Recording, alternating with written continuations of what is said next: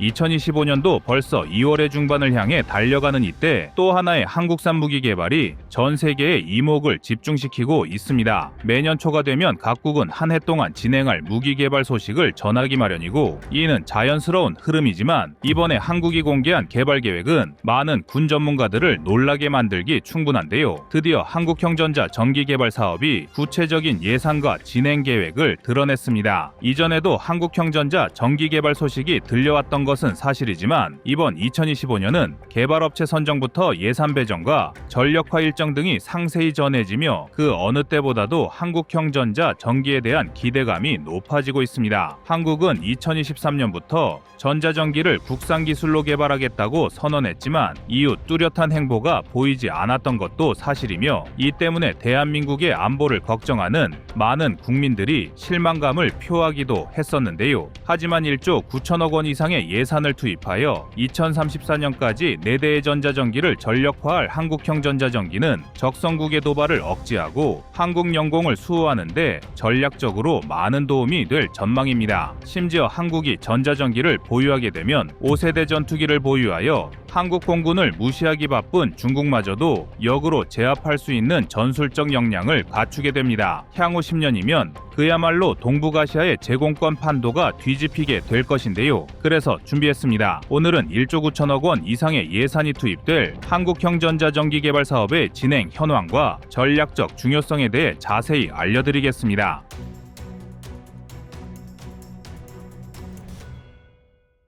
이제 현대전장은 전자전을 빼놓고 이야기할 수 없는 시대가 되었습니다. 각종 무기체계에 전자 시스템이 탑재되고 네트워크 통신망과 첨단 기술이 중요해지는 현대전장에서 이를 무력화할 수 있는 전자전의 효과는 상상을 초월합니다. 강력한 전자전 역량은 적의 레이더와 통신을 무력화하여 적의 정보 수집과 지휘 체계를 마비시킬 수 있고, 유도 미사일과 드론을 전자공격으로 무력화할 수 있는데요. 러시아 우크라이나 전쟁에서 GPS 제밍을 비롯한 전자전 공격이 큰 효과를 거두고 있다는 점을 보면 우리 대한민국도 전자전 역량의 강화가 더욱 중요해지고 있습니다. 하지만 안타깝게도 우리 군은 지금까지 전자전의 핵심 무기 체계 중 하나인 전자전기를 아직도 보유하고 있지 못했습니다. 이 때문에 한미연합 훈련이 진행되면 항상 미국의 전자전기에 의존해왔던 것이 사실이며, 이는 우리 군의 단독작전 능력을 떨어뜨리는 요소가 되기도 했습니다. 일각에선 한국이 전시작전권을 넘겨받기 위해서 갖춰야 할 전력 중 하나로 전자전기를 언급하기도 했는데요. 하지만 2025년의 대한민국은 다릅니다. 한국은 2025년 5월과 6월에 걸쳐 전자전기 개발 사업에 입찰 공고를 진행할 계획이며, 이후 7월에 제안서 평가 등을 거쳐 10월부터는 계약 체결과 연구 개발이 진행될 수 있도록 계획을 수립하였습니다. 이는 2023년 4월에 있었던 제152회 방위사업추진위원회를 통해 전자전기의 국내 개발을 의결한 이후 2년 만에 조금 더 구체화된 일정이 등장한 것으로, 개발업체가 선정되고 나면 2034년까지 총 1조 9천억 원 이상의 예산을 투입하여 4대 전자전기를 제작할 예정입니다. 우리 군은 우선 2대 전자전기를 블록 1으로 먼저 전력화한 뒤 나머지 2대는 개량을 거쳐 블록 2로 전력화할 계획이며, 이로써 대한민국도 드디어 자체적으로 전자전기를 보유한 나라로 거듭날 예정입니다. 게다가 우리 대한민국은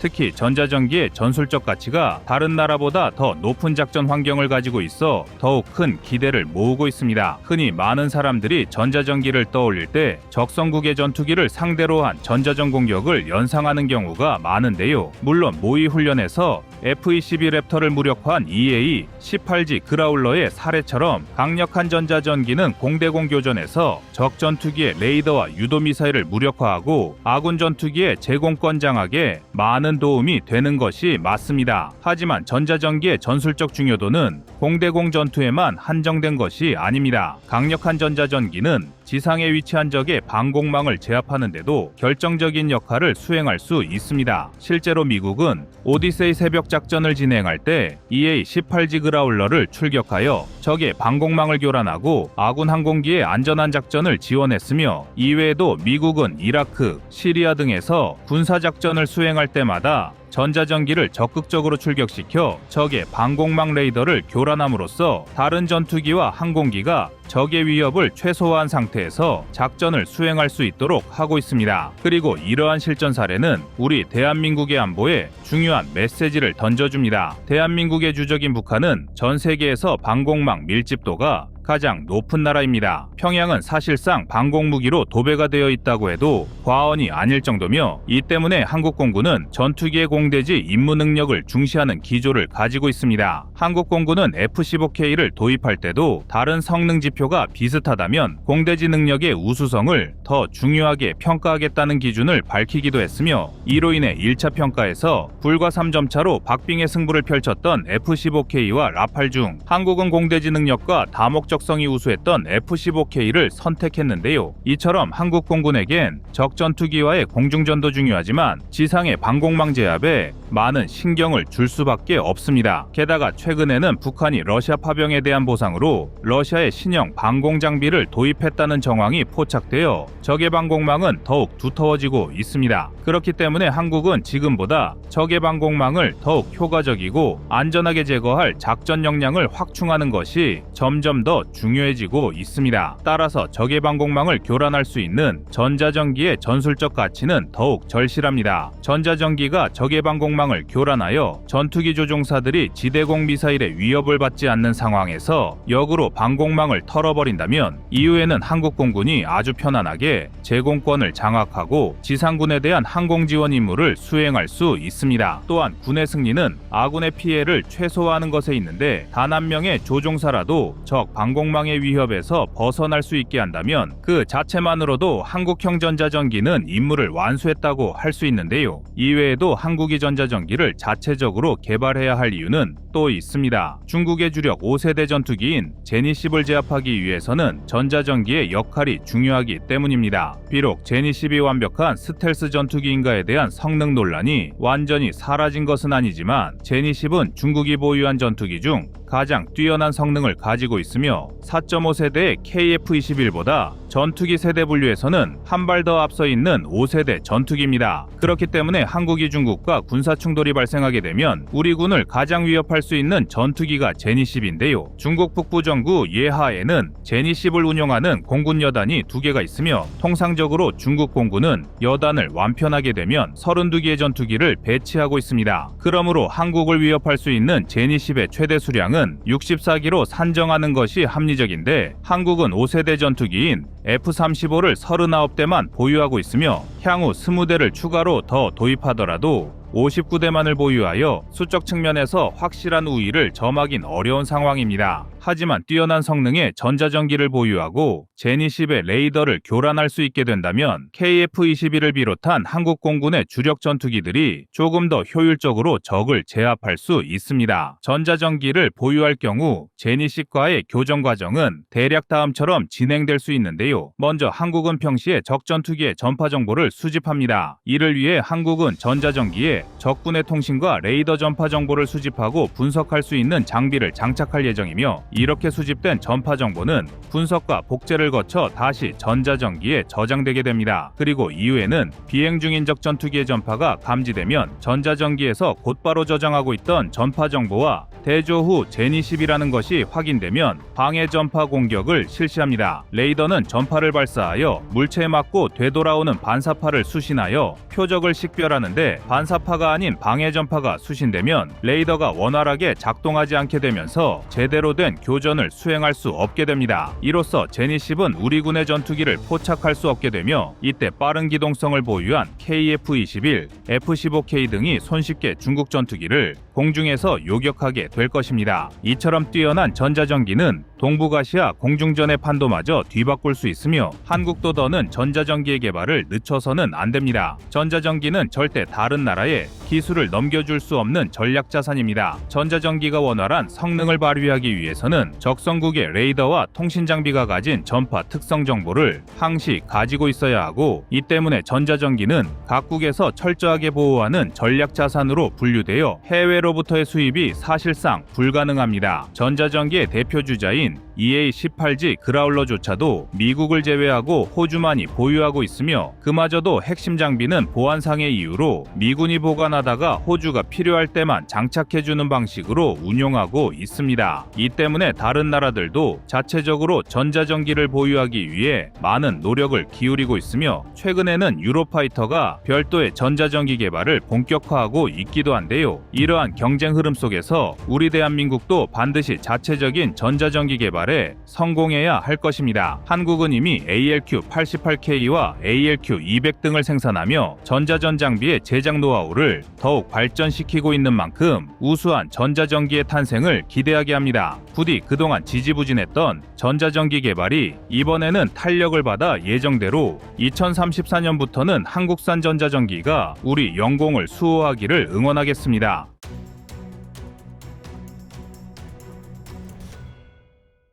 다음은 25년 1월 31일 전투기 엔진 영상입니다. 현재 KF-21 보람에 탑재된 엔진은 미국 제너럴 일렉트릭이 만든 14,770 파운드포스급 F414 400입니다. 그리고 대한민국의 목표는 이보다 뛰어난 성능의 국산 엔진 개발인데요. 사실 항공 엔진 개발은 기술의 꽃이라 불릴 만큼 높은 기술력과 막대한 자본이 요구됩니다. 현재 자체 기술로 전투기용 엔진을 보유한 나라는 미국, 영국, 프랑스, 러시아 등 소수에 불과합니다. 현실적으로 한국의 항공 엔진 기술 수준은 선진국의 62%에 머무르고 있는데요. 이 수치마저 다소 낙관적인 관점에서 유추된 것으로 세계적인 경쟁력을 가지기에는 여전히 부족해 보입니다. 다만 대한민국이 제시하는 청사진은 비교적 구체적이란 점이 호응을 얻고 있는데요. 그러나 우리가 이를 극복하기 위해선 국내외적인 여러 난관을 극복해야 합니다. 항공 엔진은 단순한 기계가 아닙니다. 이는 수십만 개의 부품이 완벽하게 조화를 이루어야 하는 첨단 기술의 집약체로 이를 개발하는 것은 군사력뿐만 아니라 국가 기술력 전체를 증명하는 중요한 도전 과제입니다. 따라서 한국이 이 기술을 성공적으로 개발할 수 있다면 방위 산업의 미래는 물론 국가의 기술적 자립도 크게 증진될 것입니다. 더구나 한국이 항공 엔진 개발을 완료할 경우 약 1,700대 이상의 엔진 수요가 발생할 것으로 예상됩니다. 이는 단순히 전투기 엔진뿐만 아니라 다양한 군사용 및 민간용 항공기에도 적용될 수 있는 범용 엔진을 개발할 수 있다는 의미입니다. 후술하겠지만 이를 통해 우리가 얻는 경제적 이익은 약 27조 원 수준으로 예상되며 이로 인해 방위 산업뿐만 아니라 항공산업 전반에 걸쳐 큰 경제적 성과를 거둘 수 있을 것입니다. 물론 한국이 항공 엔진 개발 분야에서 후발주자임은 분명합니다. 하지만 이를 과도하게 깎아내릴 필요는 없습니다. 가령 F-22 랩터와 F-35A 전투기의 엔진을 보면 우리가 개발하는 전투기 엔진이 얼마나 어려운 기술이 들어가 있는지 알 수 있는데요. 일단 대한민국은 대외적인 견제와 제재에 앞서 기술적인 난관을 이겨내야 합니다. 현재 KF-21에 탑재한 F414G 400K 엔진은 최대 추력 18,000파운드를 제공하고 있습니다. KF-21과 유사한 엔진을 장착한 FA-18 EF 슈퍼 호넷은 F414G 400 엔진을 탑재하고 있으며 이 엔진은 최대 22,000파운드의 추력을 제공합니다. 이 전투기의 공허 중량은 약 32,081파운드이며 최대 이륙 중량은 66,000파운드입니다. 공허 중량 상태에서의 추중비는 약 1.37로 계산되는데요. 슈퍼 호넷은 높은 추력과 뛰어난 기동성을 제공하며 다양한 무기 시스템을 탑재할 수 있는 다목적 전투기입니다. 그만큼 오랜 시간 여러 항공기에 채용되어 왔던 만큼 고온, 고압 환경에서도 높은 내구성을 자랑하여 신뢰할 수 있는 엔진인데요. 대한민국은 여기에서 한 발 더 나아가 F414G 400K급과 같거나 약간 상회하는 엔진으로 목표를 설정한 것입니다. 이미 한화에어로스페이스는 2024년 6월 방위사업청과 5,562억 원 규모의 KF-21 최초 양산 엔진 공급 계약을 체결하며 F414 엔진 40여 대 및 예비 모듈 등을 납품하고 있는데요. 뒤이어 24,000파운드급의 초고 성능 엔진의 프로토타입과 개념 설계 모급까지 공개하며 자신감을 내비치고 있습니다. 여기에 두산에너빌리티와 한국항공우주산업은 15,000파운드급 유무인기용 대형 엔진 개발을 위한 전략적 협력 관계를 구축하였습니다. 그리고 이러한 민관 협력은 국산 엔진 개발의 성공 가능성을 높여줄 것으로 기대됩니다. 그러나 글로벌 엔진 제조사들은 수천 명 규모의 연구 인력을 보유하고 있는 반면 한국은 항공우주연구원, 국방과학연구소, 한화에어로스페이스 등 유관단체 기업의 연구 인력을 모두 합쳐도 수백 명에 불과합니다. 따라서 인력 양성과 기술 축적이 시급한 상황입니다. 정부의 이번 결정은 단순한 기술 개발을 넘어 대한민국의 방위산업 자주권 확보와 글로벌 방산 시장에서의 경쟁력 강화를 목표로 하고 있습니다. 국산 항공 엔진 개발이 성공적으로 이루어진다면 이는 대한민국이 항공산업 강국으로 도약하는 데 중요한 전환점이 될 것입니다. 전투기 관련 기술이 폐쇄적으로 관리되는 점과 대만의 전투기 엔진 개발 포기 사례를 보면 우리가 얼마나 어려운 길을 가고 있는 것인지 알 수 있습니다. 항공 엔진 개발은 매우 어려운 과제이며 후발주자가 성공한 사례는 거의 없다고 봐도 무방합니다. 예를 들어 일본의 경우 항공 엔진 개발을 위해 막대한 자금을 투입했음에도 불구하고 독자적인 전투기 엔진을 개발하는데 성공하지 못했습니다. 튀르키예와 중국, 러시아 등은 자체 기술로 15,000파운드급 이상의 엔진을 개발했다고 주장하지만 전문가들이 예측하는 실제 성능은 이에 못 미치는 것으로 알려졌습니다. 이러한 리스크에도 대한민국이 엔진 자립을 포기할 수 없었던 데엔 몇 가지 경제적 군사적인 전략이 숨어 있었는데요. 우리가 전투기 엔진 개발에 성공한다면 성능 측면에서의 향상은 물론 다양한 경제적 이익이 뒤따르기 때문입니다. 일단 독자 엔진을 사용함으로써 미국의 수출 통제에서 벗어날 수 있다는 장점이 생기는데요. 이는 KF-21의 수출이 더욱 자유로워지며 수출 협상이 쉬워진다는 것을 의미합니다. 수출 제한이 사라지면 한국은 KF-21을 보다 다양한 국가에 수출할 수 있습니다. 또한 엔진 자체의 생산뿐 아니라 부품 공급망의 국산화로 인해 생산과 유지 보수 비용도 절감되는데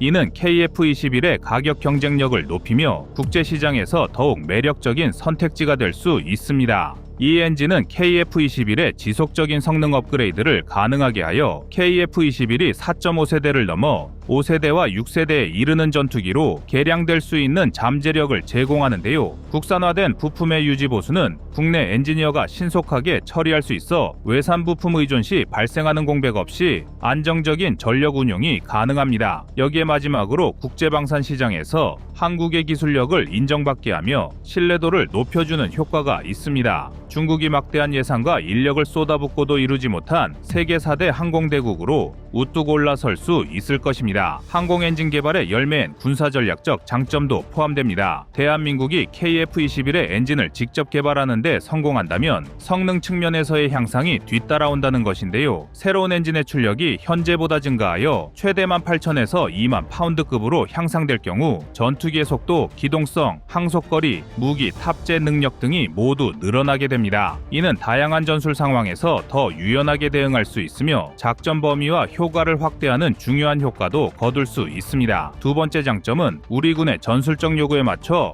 엔진을 최적화할 수 있다는 점입니다. 또한 국산 엔진은 유지 보수와 수리 작업을 국내에서 직접 처리할 수 있게 하여 신속한 대응과 비용 절감을 가능하게 합니다. 이는 전투기의 가동률을 높이고 전반적인 운용 효율성을 향상하기 때문에 더 적은 예산으로 더 많은 전투기를 운용할 수 있는 장점이 됩니다. 때문에 항공 엔진 독자 개발 발표에 앞서 대한민국은 미래국가 전략기술로 국산 첨단 항공 엔진 개발을 선정하고 약 5조 원대의 연구개발 자금을 투입하기로 했는데요. 2024년 7월 기준 KF-21 보라매 전투기의 독자 엔진 개발은 이미 큰 진전을 이루고 있습니다. KF-21에 장착될 엔진 개발에 착수한 한화에어로스페이스는 2030년대 중반까지 개발을 완료할 계획이라고 밝히고 있는데요. 이를 위해 한화에어로스페이스는 창원에 새로운 공장을 설립하여 연간 300개의 엔진을 생산할 수 있는 설비를 갖춘 데다 앞으로 6세대 엔진 개발까지 목표로 하고 있습니다. 현재 KF-21은 4세대 수준의 사양을 내세우고 있지만 많은 전문가와 외신에서 5세대기를 위협할 존재로 여기는 이유가 여기에 있습니다. 프랑스 군사 매체 인터내셔널 밀리터리 인터넷파는 밀리터리 와치 매거진의 기사를 인용 5세대기를 넘어선 설계 KF-21이 자국산 엔진까지 보유하게 될 경우 러시아의 수호이 35,